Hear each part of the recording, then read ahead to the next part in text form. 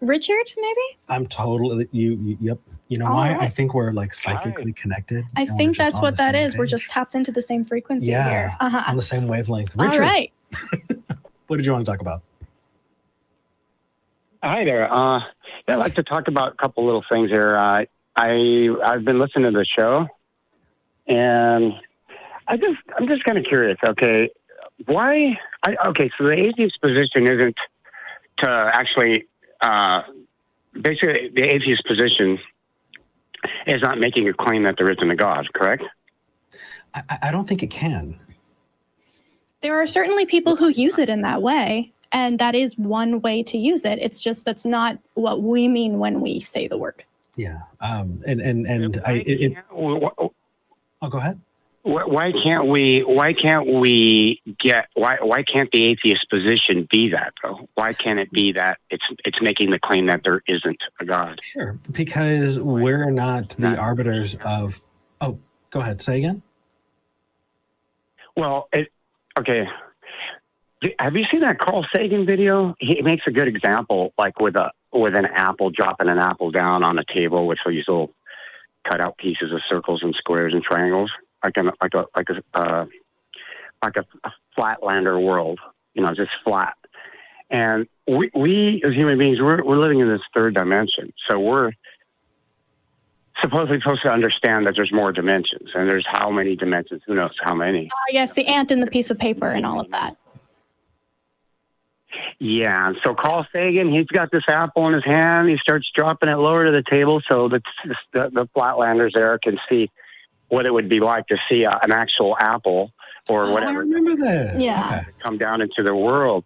Mm-hmm. And to them, they're like, what the hell is it? They don't know what it is. And they don't know what it is. They can't describe it. There's no evidence to show what it is. It doesn't look like an apple to them. So if we're living in three dimensions, and there's more dimensions out there, evidence is irrelevant, I think, to actually have to, I don't think that, evidence prove that there's evidence is relevant, really. Well, here's the thing. What makes evidence relevant? What is our goal? We've talked about epistemology. We've talked about ontology. It sounds like we're moving into axiology. What is the goal here? Truth, right? It's true. It's fact, like a fact. And so, if I could show you something like in my hand, like if I could show something to somebody, mm-hmm. I can say, here, I have this right here in my hand. Here, look, here it is. And it's like, okay, there's the evidence, right? Yeah, the time to believe that would be when the evidence is there. So right. You asked a question earlier, and I do want to answer it.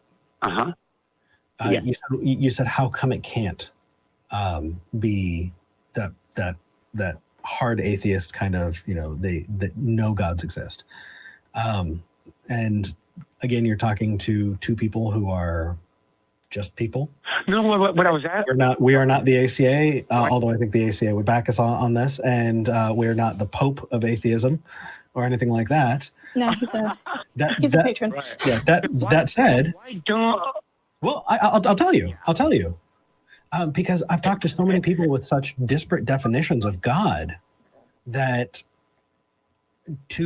I think to make a hard no claim, like I'll give you an example, Richard. Somebody has called in and said, hey, I believe that God is the universe. Those words are synonymous. That God does not have any magical properties, that God does not think as a separate being, Mm-hmm. that God is just right. the universe. So for me to say, hey, that God claim is like every other God claim and does not exist, just, that's painting with a brush that I think it just can't. I think that you have to listen to the claim and evaluate the claim and then come to that conclusion, which is why we push for the definition that we do, because it pushes people to listen and then engage from there. It's like a choice of words, and it's important. So, raised Catholic. If you believed that God was an elf that lived in your... What I was going to say is, if you believe that God is an elf that lived in your butt, But you could not show it, and scans couldn't show it, and you investigated thoroughly and it's not there. Then you can make the hard claim, okay, that definition of God does not exist, and then you can make that hard. Mm-hmm. Well, to me it seems like atheists are being very careful in what their what their position is. Okay, very careful. And to me, if I think about how if I go back, just if we go right back to that, the atheists strictly they're not making a claim that there isn't a God. They're just not accepting, or they're rejecting the claim that there is a God. And so what I'm thinking is, well, why don't they make the claim that there isn't a God? Well, we do, depending on the claim. Right. There isn't one. Well, no, there's no evidence for that. Richard, I just gave you an example. Well, there's also the opposite of evidence. You know what I mean? There's no. In other words, okay. No, you can have evidence and you can have bad evidence. It's still a type of evidence, but I think we're kind of moving in different directions here. Do you get that we just gave you an example? You can't say, no, there's no way to prove it's not. No, it depends on your claim. If you claimed that this glass of water that I'm holding is God, right? They're just synonyms, then I would say, okay, I accept that because I'm investigating this glass of water. I have a high degree of confidence that this glass of water exists. That is why, because God is calling that God. Right. That's because I'm calling that God, and you say, okay, well then that's God. But exactly right. That doesn't matter. Yeah, it's a glass of water, is what it is. Well, but, and that's okay. Here, let me say this. Okay, so that there's a difference between taking a position where you are making a claim, and you're also required to show evidence for that claim. And then being in the other position where the atheist is saying, well, I reject that claim, but they're also not making the claim that there is no God, It depends. Okay, so again, it depends, right? We just gave you an example of a time that I would agree, and I gave you an example of a time I would disagree. Yeah, let's try it like this. I consider myself an agnostic atheist. And I know there are going to be people who are like, oh, but those words cannot go together. And I think they do. But if you disagree, you can call in.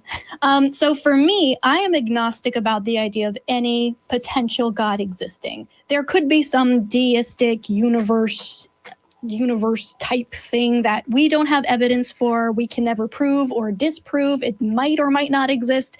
And that's fine. And I'll admit, we don't have the evidence to prove or disprove that. So I'm agnostic about it. It doesn't impact me, doesn't impact my life. It can exist. I don't really fucking care. But if you say, well, the Christian God exists, and I don't know what kind of theist you are, Richard, so we can get into this if you would like. If you tell me the Christian God exists of the classical, version, omnipresent, omnibenevolent, or maximally great, however you want to define that, I can be a strong atheist about that particular claim and say, I will make the claim that particular God does not exist. But then, of course, I have to back that up with my own evidence, and my evidence would be the laws of logic, right? Or historical evidence that contradicts the claims in the Bible. And then we could have that discussion. Right. But yeah, it really is individual to the person. So we can talk about how we personally use these definitions, but it's going to change regardless, depending on who you're talking to. Yeah, I agree. I see what you're saying there. Yeah, it depends. There's some things to it. I know that Exodus 21 is brought up many times and everything. But see, back a long time ago, back in those days, there were no banks around. There was no banks. The only way that somebody could pay somebody back was if they were, to do services for people. Oh, why did we move to slavery in the Bible? I'm sorry, Richard. This is like a hard left turn into slavery. If we want to.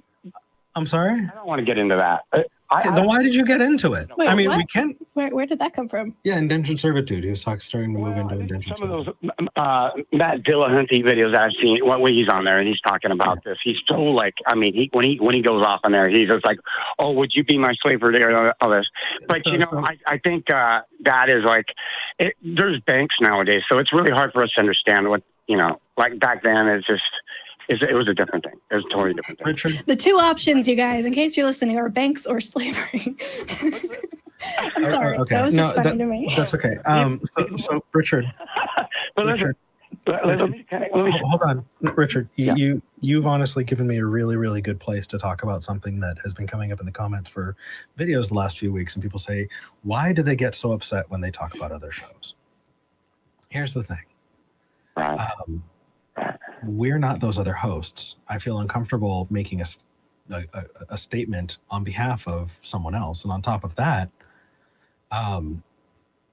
we are hosts in and of ourselves. We would love to talk about what we are talking about, right? So if we make a claim and somebody wants to call us to the table on it, absolutely. It just definitely feels like, I know we're the younger sister show of the Atheist Experience, but that doesn't mean that we should only be arbitrating what other shows are doing. Right. We'd feel really weird talking about how anybody else saw these issues. We only speak for us. And that said, it definitely feels what you got. Yeah.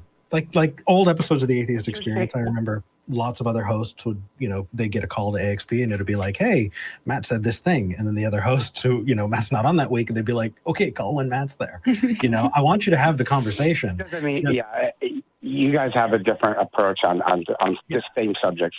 Now, when it comes to slavery, I agree with Matt. Mm-hmm. I think Matt's got a good beat on it. But give him a call on that. It says this and that and the other. Yeah. So the other one thing I wanted to talk about real quick is I could describe something like, let's say you make something, right? If you made something, me or anybody else could describe it, right? It could be described what it is. Same thing with God. If God made something, anybody could describe that too. Well, you're making an assumption. You're making an assumption there. What's so overwhelming about that? If God made the universe, if God made the whole universe. Yeah, that if is doing a lot of heavy lifting there, Richard. That if is doing all the heavy lifting. If God existed, then God existed, right? If God exists, then any statement about God would point towards that God, because you're predicating it on that God existing. For the if is doing so much fucking heavy lifting that I think that we have to question whether or not if is a good way to start that. So I see what you're saying now. But think about it. I'm saying it. I was going to say, think about it. I know we've got a couple of other calls we want to take, but hopefully this was a beneficial conversation for you. Yeah. Thanks for calling in, Richard.